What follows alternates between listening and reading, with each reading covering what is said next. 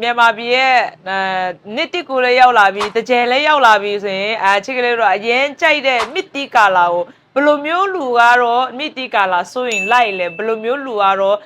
မြစ်တီကာလာဆိုရင်မလိုက်လဲဒါကိုမျှဝေပေးသွားမှာပေါ့နော်ပထမဆုံးတစ်ချက်ချင်းတို့စပင်နေတဲ့လူပေါ့နော်စပင်နေတဲ့လူမြစ်တီကာလာစိုးလိုက်လို့ရှိရင်စပင်ဖောင်းစေတယ်စပင်ကြွကြွလေးဖြစ်စေတယ်နောက်တစ်ခုကတော့တားရဝါတဲ့လူမျိုးမြစ်တီကာလာစိုးလိုက်လို့ရှိရင်ချက်ချင်းအသားရည်9ဆလောက်ဖြူသွားတဲ့ကာလာပေါ့နော်နောက်ဆုံးတစ်ခုရဲ့အသားရည်ကတော့ကျင်းတို့မြန်မာပြည်ရဲ့အများဆုံးရဲ့အသားရည်ကတော့ဘာအသားရည်လဲဆိုညိုဝါရဲ့အသားရည်ပေါ့နော်ညိုဝါရဲ့အသားရည်မြစ်တီကာလာစိုးလိုက်လို့ရှိရင်ချက်ချင်းကပ်ပြားမလေးဖြစ်သွားမှာပေါ့နော်နောက်တော့ကတော့စိုးလို့မရတဲ့လူမျိုးစပင်ပြက်စီးတဲ့လူမျိုးစပင်ခြောက်တဲ့လူမျိုးလိုက်လို့ရှိရင်စပင်ကတော့ပူပြီးတော့ပြက်စီးသွားမှာပေါ့နော်နောက်ဆုံးတစ်ခုကတော့